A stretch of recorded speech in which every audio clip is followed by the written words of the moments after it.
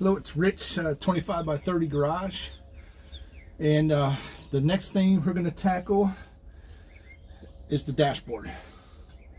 It's gonna have to come out, so we're gonna address some issues. And the mice have been chewing on the wires and stuff like that. So, and what we're gonna have to do is take it out of here. And I just wanted to show a few things. Heater controls. Of course, that's all pretty well rusted up and everything. Now here's another heater control that I had in my stash, and of course the one switch is gone right there. So hopefully that switch is good. But anyway, this piece right here that controls the on-off and controls the AC and heat and all that stuff. This piece is actually being reproduced. So many times with this one, when you take off the vacuum hoses, these little pins, they break off, and this one here is cracked. So this thing here is pretty much on every same car from 1960 to 1974. Doesn't matter, Dodge, Chrysler, Plymouth, Imperial, this same switch.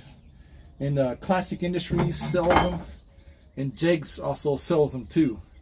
So there's no sense in trying to fiddle around, and I won't even buy an NOS switch unless you're hard up. But those NOS switches, you don't know after about 50 years or to 60 years about how bad they are or anything like that. So just better off to go buy them, Classic Industries and Jegs. But yeah, it's kind of surprising this same switch is all the way from 1960 to 74. So, but anyway. A couple of the pieces that I found in the car. This is the piece that holds the steering wheel up right here. So I'll definitely use that back with the car. This is the goes right here for the steering column. The steering column support. So this goes up there first, and then this goes up here the second. So. But both of these pieces were still with the car, so I'll reuse them again. As you can see in the center here, the radio was gone and the speaker was gone. And so basically the speaker grill was still there. And when I pulled it off, the speaker was gone. But this is what, yeah. But anyway, it was still with the car, and the metal piece that goes in here that holds the speaker, this goes in here, and then the speaker goes attached to it like this. So, but I think this speaker here is pretty much toast. I don't even think there's any sense in even trying to have it rebuilt. There are people that do rebuild them or recone them. So I have this one here in my stash, this speaker. As you can see, it's a lot better of an example. The frame's not rusted or anything like that. And so I'm going to send this out. And they put a new paper cone on there and everything like that. So, but this is a better candidate for rebuilding. And it's a 3.2 or a 3.5 ohm speaker. So the whole the radio max output is 7 watts. So it's not going to set the world on fire or anything like that. So, but anyway. But just remember, this thing this car sat out there with a big gaping hole in the windshield for years, and that's what happens. So, all right, there's that. Here's another gauge cluster that I have in my stash. So I'm pretty expecting that all these gauges over here. I'm not. You got to keep on using the odometer, because tampering with those miles on there, you could be committing a crime. So we definitely don't want to be odometer tampering, because it does have the 41,167 original miles on it. So I may have to send that out to get it rebuilt by somebody. and the odometer's pretty much sealed in there. So hopefully it's still usable. It should be still usable. And let me see what else. Oh yeah, I got the chrome pieces for the dash were missing.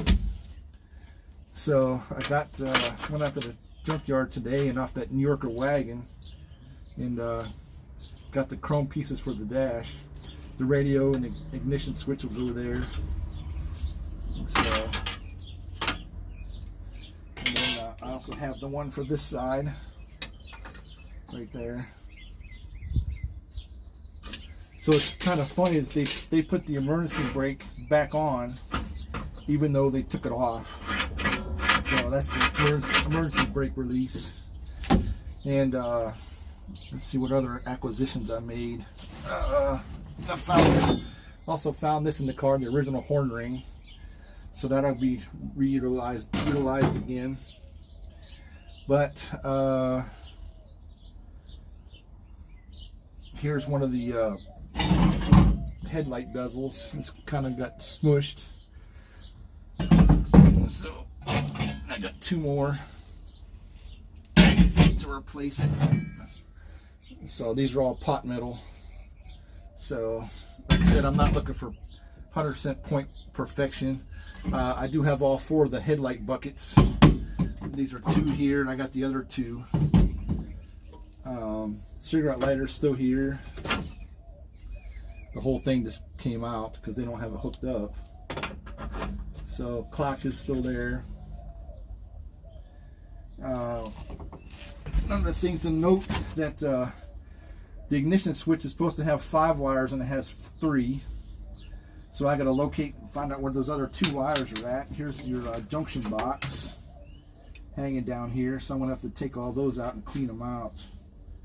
They do sell this plastic piece reproduction. It's like $80. So and to me it's not worth $80 when you can just go and clean up all these connections in here, everything like that, push it up against the firewall, and you're back in business. So, but anyway, I did get something in the mail today. I'm pretty excited about, and grab a screw here in here. Left my knife in the house.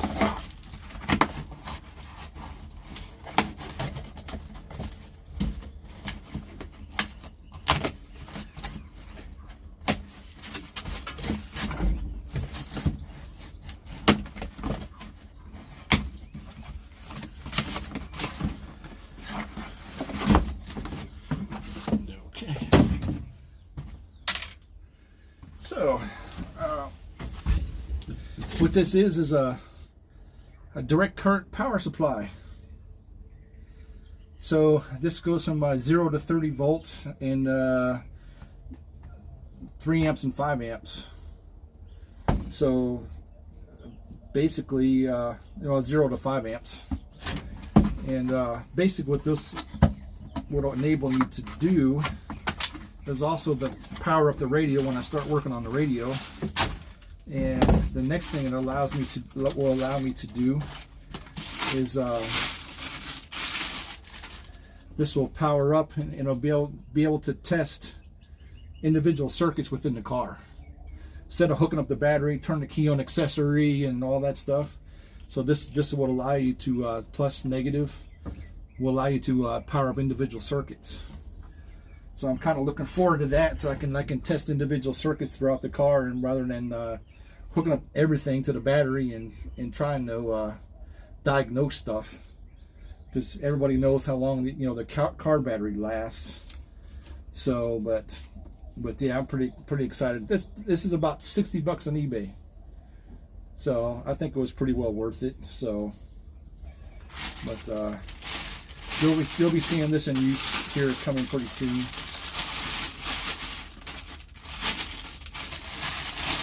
Put it back in the box.